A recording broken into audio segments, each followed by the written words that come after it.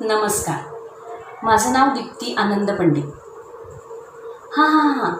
Lockdown, social distancing, quarantine, Covid याविषयी मी काहीही बोलणार नाही. आज मी तुमच्याशी एक वेगळ्याच विषय घेऊन आले. तुमच्याशी वेगळ्याच विषयावर गप्पा मारणार आहे. म्हणजे विषय तसा नेहमीचाच आहे, तुमच्या माहितीतला, दैनंदिन व्यवहारातला.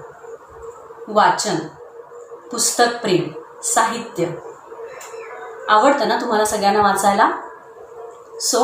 या वाचन कट्ट्यावर तुमचं मनापासून स्वागत. या कट्ट्यावर ना तुम्हाला खूप छान छान ऐकायला मिळणार आहे. सुंदर सुंदर कविता, छान छान लेख, अभिवाचन, पुस्तकांचं परीक्षण, बरंच काही.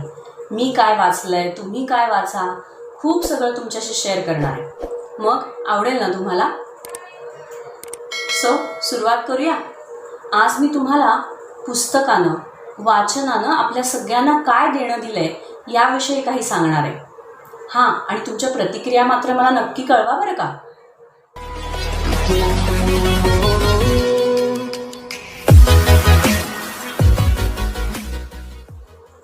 नमस्कार. वाचनाने, पुस्तकाने मला काय दिलं. मध्ये आकाशवाणीवर ह्याचं मी वाचन केलं होतं, तेच तुमच्यासाठी घेऊन आले. सृष्टीचा एक नियम आहे, गिव्ह अँड टेक, द्या आणि घ्या. पण सर्व ठिकाणी तो लागू होतो असं मला वाटत नाही. प्रत्येक मनुष्य आपल्या जीवनात या नियमाचा वापर करतच असतो. म्हणजे अगदी लहान मुलापासून ते वृद्ध व्यक्तीपर्यंत. आपल्याकडे एक म्हण पण आहे, पेराल तसं उगवेल. म्हणजे तुम्ही जशी कृती कराल, जसा विचार कराल, तसंच फळ तुम्हाला मिळतं. म्हणजे काहीतरी द्यावं लागेल तरच तुम्हाला काहीतरी मिळेल. म्हणजेच पेरावं लागेल तरच ते उगवेल. माझा म्हणण्याचा उद्देश लक्षात आला ना? देवाणघेवाण, सगळीकडे चालत आलेला, सगळ्या क्षेत्रांशी निगडीत असलेला शब्द. पण श्रोतेहो, निसर्गात, समाजात अशा अनेक गोष्टी आहेत ज्याला हा नियम लागू होत नाही. खरंच काही दिल्यानेच परतफेड होते असं नाही. उदाहरणच सांगते, म्हणजे लक्षात येईल. आपल्या दैनंदिन जीवनाचा अविभाज्य घटक पुस्तक, ग्रंथ, साहित्य, कथा, कादंबऱ्या, लेख, पुस्तकं, अनेक प्रकार, सतत काहीतरी देत राहणारे, कशाचीही अपेक्षा न करता. म्हणजे नियमाला अपवाद आला. वाचनाने काय दिलं हा विषय ऐकल्यानंतर मला हसूच फुटलं. वाचनाने मला काय नाही दिलं? जीवनातला आनंद, आशा, उत्साह, प्रोत्साहन आणि वेळप्रसंगी दिला आधार. ग्रंथ हेच गुरु, पुस्तकासारखा दुसरा मित्र नाही. या अनेक युक्त्या आपण ऐकल्यात, वाचल्यात, पण श्रोते हो, मी त्या अनुभवल्यात. पुस्तकं काय देत नाही? मला तर वाटतं आपणच अपुरे पडतो ते घ्यायला. आपली झोळी फाटेल एवढं प्रचंड ग्रंथसंपत्ती आपल्या ऋषीमुनी, लेखक, साहित्यिक, कवी यांनी निर्माण केली आहे. समुद्ररूपी या अथांग सागरात, पुस्तकांच्या या अथांग सागरात आपल्याला डुंबायचं आहे. कितीतरी गोष्टी शिकायच्या आहेत, वाचायच्या आहेत, आनंद घ्यायचा आहे. पुस्तकाचे अनेक प्रकार आपण वाचतो. सर्व प्रकारच्या वाचनातून काही ना काहीतरी मिळतच असतं. कुठली ना कुठली ऊर्जा मिळतच असते. पुस्तक आपला मित्र, सखा, सोबती तर असतातच, पण प्रसंगी मार्गदर्शक, गुरु, सहाय्यक देखील बनतात. आणि ते सुद्धा निस्वार्थीपणे. आजकालच्या जगात दुर्मिळ होत चाललेला गुणविशेष. पुस्तके वाचून ज्ञानात भर पडतेच, पण माझ्या मते आपले आचार, विचार, संस्कार यावर देखील त्याचा प्रभाव पडतो. साहित्य ही माणसाला अशी मिळालेली देणगी आहे ज्याचं मोल ठरवणं खरंच अशक्य आहे. पुस्तकाने आत्मविश्वास वाढतो. कोणत्याही कामासाठी उत्साह, आनंद द्विगुणित करण्याचं काम ही पुस्तकं करतात. पुस्तकाचा संबंध अगदी बालवयापासून आपल्याला येतो. चित्ररूपी पुस्तक आणि बालदोस्त यांची मैत्री अगदी अतूट असते. त्यानंतर येतात अभ्यासाची पुस्तकं, मग काही अवांतर वाचन, मासिकं, ह्यामध्ये बदल घडत जातात. वृत्तपत्र, साहित्य, कथा, कादंबऱ्या, अनेक प्रकारे पुस्तकं आपल्या समोर येत असतात. प्रत्येक पुस्तक आपल्याला त्याच्या प्रकारानुसार काही ना काहीतरी देतच असतं. वाचनाने मला दिलेला हा ठेवा मी मोजू शकत नाही. जीवनाचं ध्येय, उद्दिष्ट, जगण्याची आशा काय दिलं नाही या पुस्तकांनी मला. व्यक्तीची जडणघडण, चारित्र्य त्याच्या वाचन संस्कृतीवरच अवलंबून असते असं माझं पक्कं मत आहे. आपण वाचतो त्याहीपेक्षा आपण काय वाचतो हे पण महत्त्वाचं आहे बरं का. वाचाल तर वाचाल या संदेशाप्रमाणे आपण वाचन संस्कृतीला प्रोत्साहन द्यायला हवं. रोज झोपण्यापूर्वी कमीत कमी 10 मिनिटं तरी एखादं चांगलं पुस्तक वाचायचं अशी आपण सवय लावून घेऊया.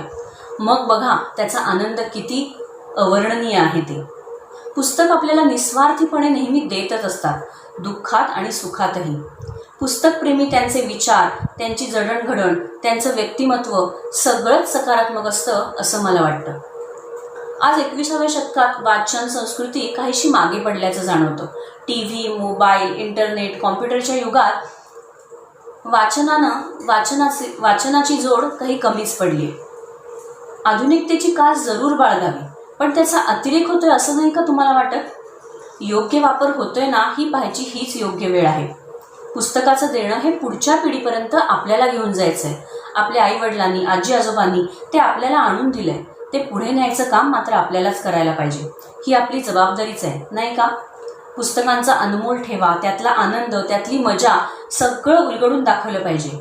आजकाल शाळा कॉलेजमध्ये वाचनाचं महत्त्व सांगितलंही जात आहे, पण केवळ सांगोवांगी नाही होत या गोष्टी, कृतीतून दाखवलं गेलं पाहिजे. वाचनाची गोडी एकदा का लागली की त्यासारखं दुसरं काहीही नाही असंच मला वाटतं. वाचन एकदा करायला लागलो की आपल्याला कशाचंही भान राहत नाही. पुस्तकप्रेमींना पटलं असेल ना मी काय म्हणते ते? वाचनामुळे विसरलेली कामं, आईचा खाल्लेला ओरडा सगळं आठवलं असेल. म्हणूनच पुस्तकं म्हणजे अलीबाबाचा खजिना आहे. खजिना. एकदा का तिळा तिळा दार उघड हा कानमंत्र आपल्याला समजला की बस, मग या खजिन्याची लूट काही संपणारच नाही. पुस्तकाचं हे अमर्याद देणं मनुष्य जीवनाच्या अंतापर्यंत चालूच राहणार.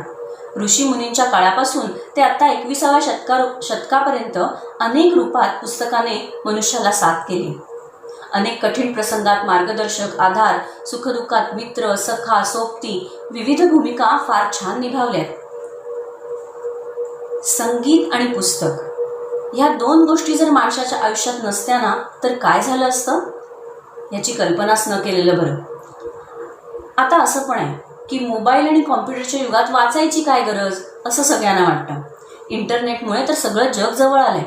एका क्लिकवर सगळी माहिती आपल्याला मिळते, मग पुस्तकं कशाला हवी असं पण वाटत असेल ना. पण श्रोते हो, मला वाटतं पुस्तक हा दृश्यरूपी एक अवयव आहे माणसाचा. मोबाईल, कॉम्प्युटर, इंटरनेट यामुळे जग कितीही जवळ आलेलं असलं तरी पुस्तकातून जे मिळतं, जी पुस्तकं साथ देतात त्याचं मोजमाप आपण करू शकत नाही. शेवटी व्हॉट्सअप, फेसबुक हे सगळे आभासी दुनिया आहे. खरा निर्भेळ आनंद हा नेहमी सजीव गोष्टीतनंच मिळतो असं मला वाटतं.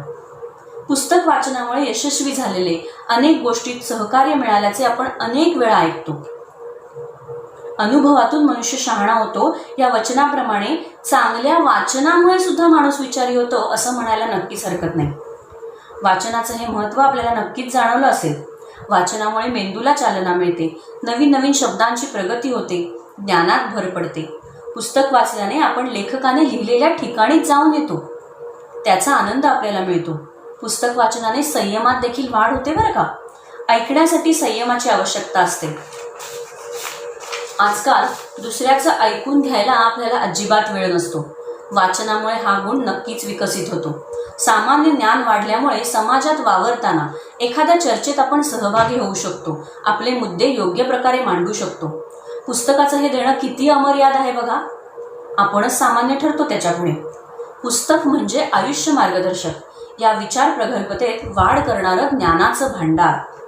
पुस्तकातील वेगवेगळ्या पात्रांचे, घटनांचे भाव, प्रेरणात्मक आशय मनातील नकारात्मक विचार दूर करतात, नवा उत्साह वाढायला मदत करतात.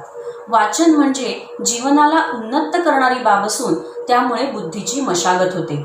मनुष्य जीवन फुलवण्यात वाचनाचा महत्त्वाचा वाटा आहे. ज्ञानात सतत वाढ करण्यासाठी, जगण्याच्या परिपूर्णतेसाठी पुस्तक वाचन करणं गरजेचं आहे.